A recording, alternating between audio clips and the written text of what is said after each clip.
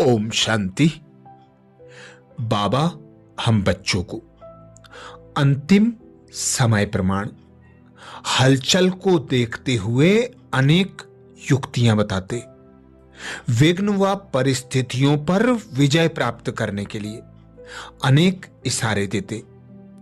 ऐसे ही मार्च मास में मधुबन बेहद घर से विशेष इशारा आया। निश्चय बुद्धि बन नथिंग न्यू का पाठ पक्का कर लो तो ब्रह्मा बाप समान बेफिक्र रहेंगे। मीठे बाबा ने हम सभी बच्चों को संगम युगी बेगमपुर का बेफिक्र बादशाह बनाया है। इसलिए संकल्प में भी अब गम व दुख की लहर ना आए।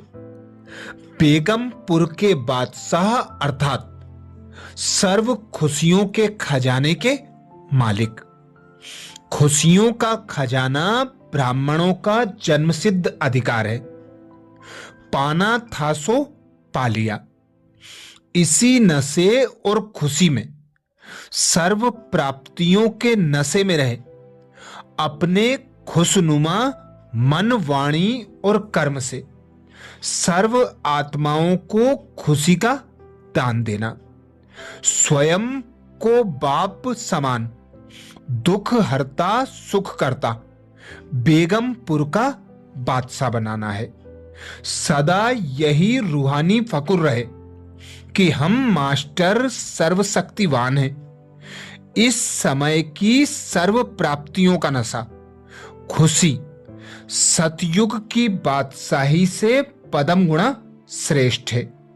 तो स्थायी रूप में इसी नशे और खुशी में रहना है, जिसके लिए बाबा ने विशेष 11 मार्च को हम बच्चों को इशारा दिया। बाबा कहते सतयुग बादशाही इस संगम युग के बेगमपुर की बादशाही के आगे कुछ भी नहीं है।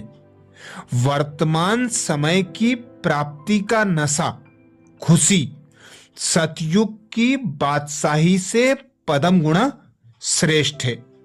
तो स्थायी रूप से इसी नशे और खुशी में रहो, अर्थात यह निश्चय हो कि स्वयं भगवान रचयिता पिता परमात्मा सर्वशक्तिमान ने हम बच्चों को अपनी संतान बनाया।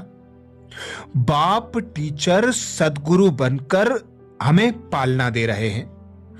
तो किसी भी प्रकार की अप्राप्ति का अनुभव ना हो, क्योंकि सर्व प्राप्ति कराने वाला सर्व शक्तियों का मालिक हमारे साथ है, हमारा मददगार है, हमारा मार्गदर्शन कर रहा है। ऐसे ही 12 मार्च को बाबा ने इशारा दिया। कभी व्यर्थ संकल्पों के हिमर से समस्या के पत्थर को तोड़ने में नहीं लगना। अब यह मजदूरी करना छोड़ो, बेगमपुर के बादशाह बनो। तो ना समस्या का शब्द होगा, ना बार बार समाधान करने में समय लगेगा। यही संस्कार पुराने आपके दास बन जाएंगे, वार नहीं करेंगे। तो बादशाह बनो, तख्त नसीन बनो, ताजधारी बनो, तिलकधारी बनो, क्योंकि स्वयं भगवान पिता निराकार परमात्मा हम बच्चों को युक्ति बताते हैं मेहनत से मुक्त बनने की। बाबा कहते सदा सर्वशक्तिमान को साथी सहयोगी बना लो। सदा स्नेह के सागर के स्नेह में समाये रहो, क्योंकि मोहब्बत मेहनत को सहज बना देती है। तो जितना बाबा की याद में रहेंगे, बाबा की श्रीमत पर चलेंगे, उतना मेहनत से मुक्त बेगमपुर के बादशाह बन सकेंगे, तख्त नसीन बन सकेंगे, ताजधारी तिलकधारी बन सकेंगे।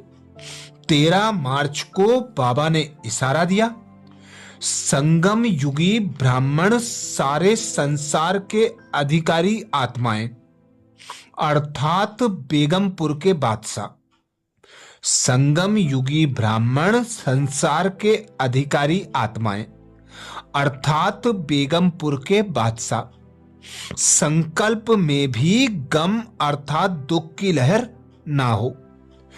बेगमपुर के बादशाह सदा सुख की सैया पर सुखमय संसार में स्वयं को अनुभव करो, क्योंकि ब्राह्मणों के खजाने में अप्राप्त नहीं कोई वस्तु। अप्राप्ति दुख का कारण है, प्राप्ति सुख का साधन है। तो सर्व प्राप्ति स्वरूप अर्थात सुख स्वरूप स्थिति में रहो। स्वयं सर्व खजानों का मालिक। हम बच्चों को अपनी प्रॉपर्टी का वारिस बनाने आया। तो बाबा कहते, अब संगम युग पर तुम स्वराज्य अधिकारी बनकर बेगमपुर के बादशाह बनो। हर समय यह स्मृति हो कि मैं स्वराज्य अधिकारी आत्मा हूं। स्वयं भगवान ने मुझे अपने सर्व खजाने का वारिस बनाया है। इसी संगम युग पर ब्राह्मणों का गायन है। अप्राप्त नहीं कोई वस्तु ब्राह्मणों के खजाने में, क्योंकि सर्व प्राप्ति से संपन्न बनाने वाला भाग्य विधाता भगवान मिल गया। तो अब सब इच्छा से परे, इच्छा मात्रम अविद्या रहकर सर्व प्राप्ति स्वरूप की सीट पर सेट होकर सुख स्वरूप स्थिति में रहना है। 14 मार्च को बाबा ने इशारा दिया, ब्राह्मण संसार में सर्व संबंध बाप के साथ अविनाशी हैं, तो दुख की लहर कैसे होगी।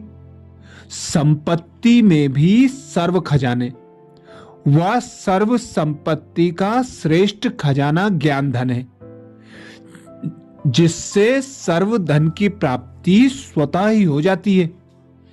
जब संपत्ति संबंध सब प्राप्त है तो बेगमपुर के बादशाह हैं।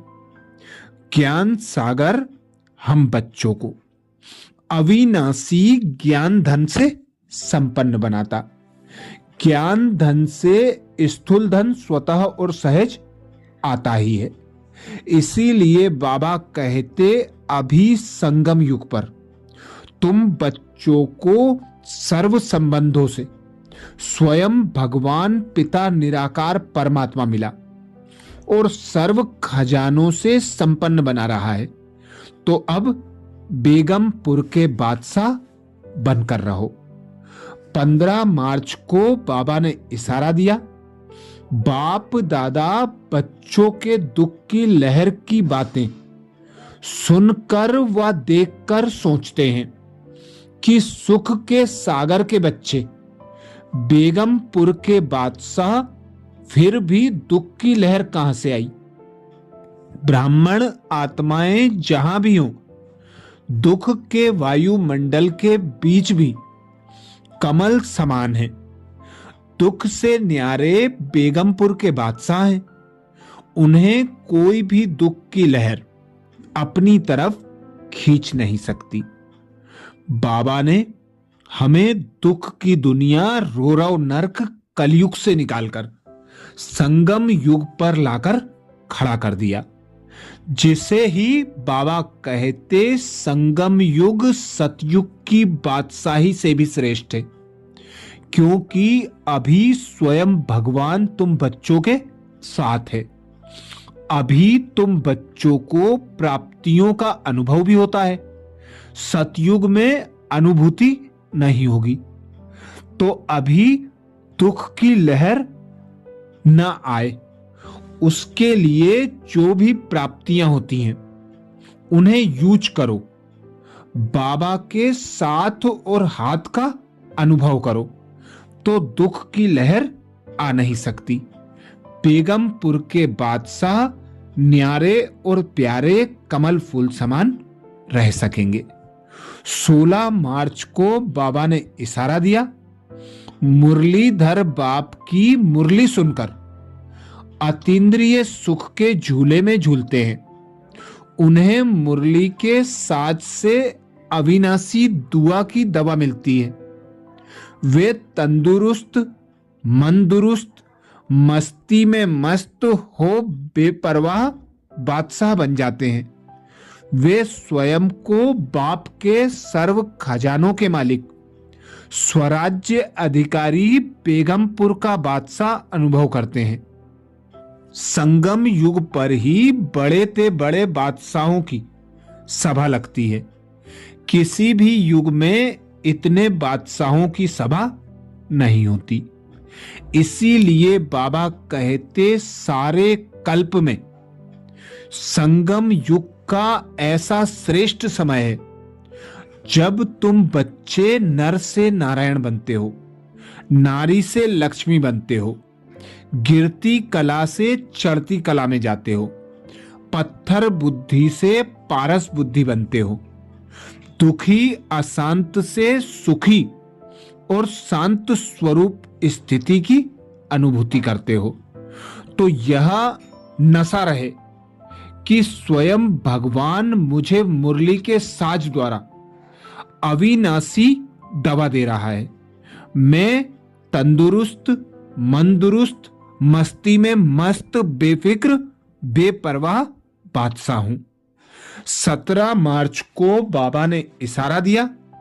सबसे बड़े ते बड़ा बादशाह है बेफिक्र बादशाह, और सबसे बड़े ते बड़ा राज्य है बेगमपुर का राज्य।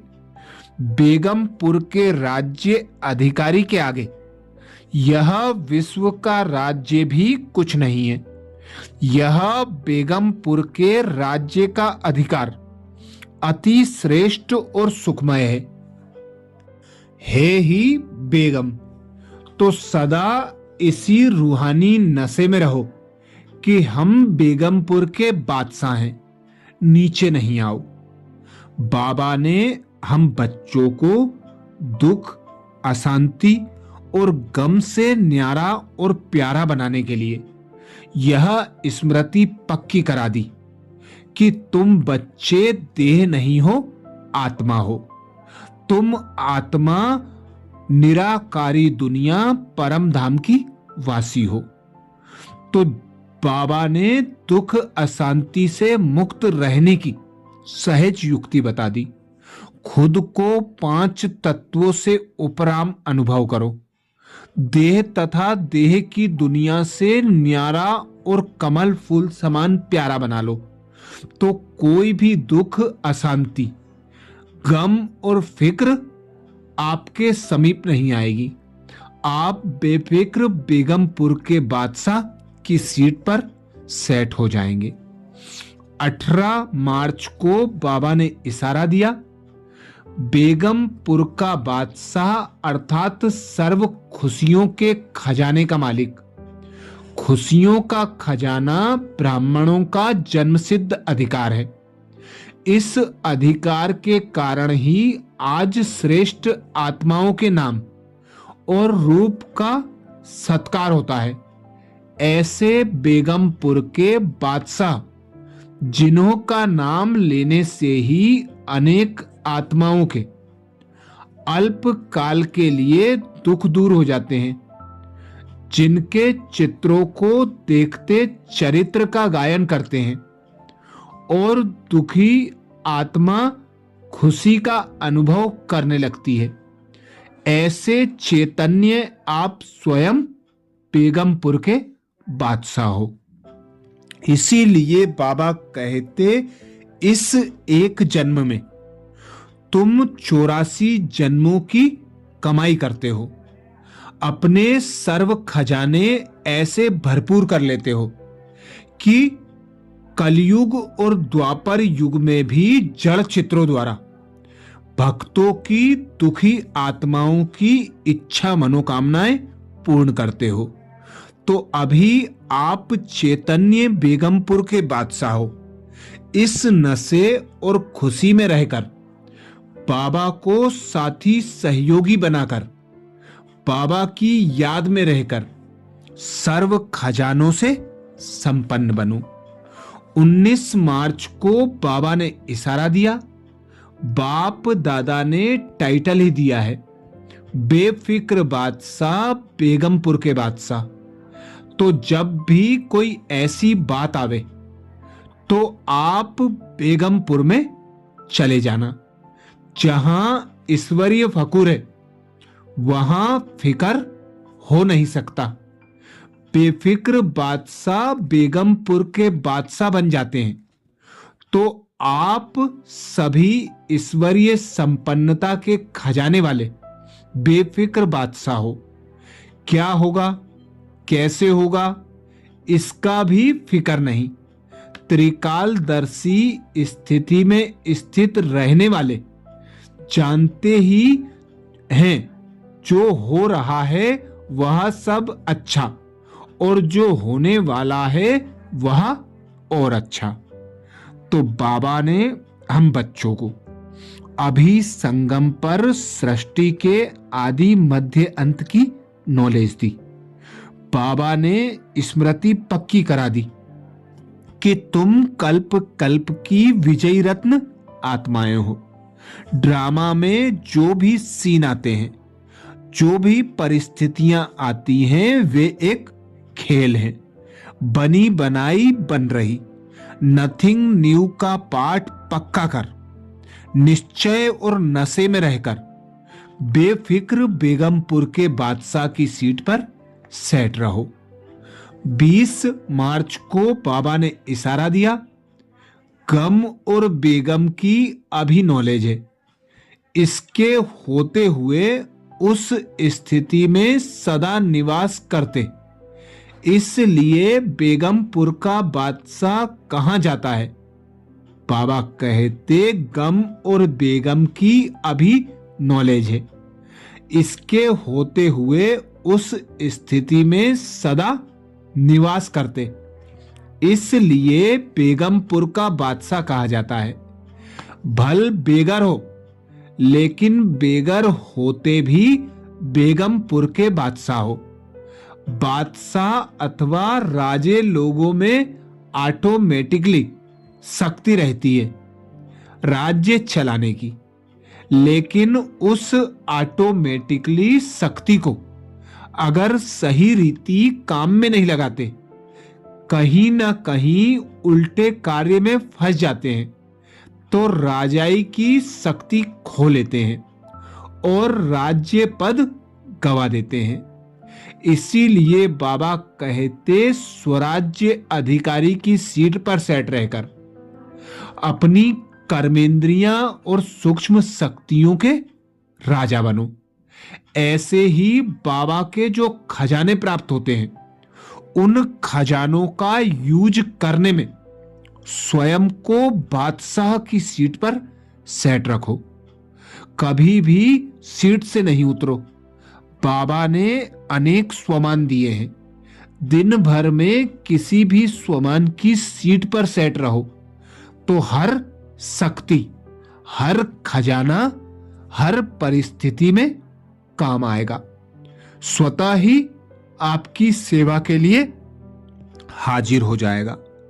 अच्छा, ये था मधुबन घर से विशेष पुरुषार्थ 10 मार्च से 20 मार्च के लिए। अब 21 मार्च से अगले वीडियो में फिर मिलेंगे। ओम शांति।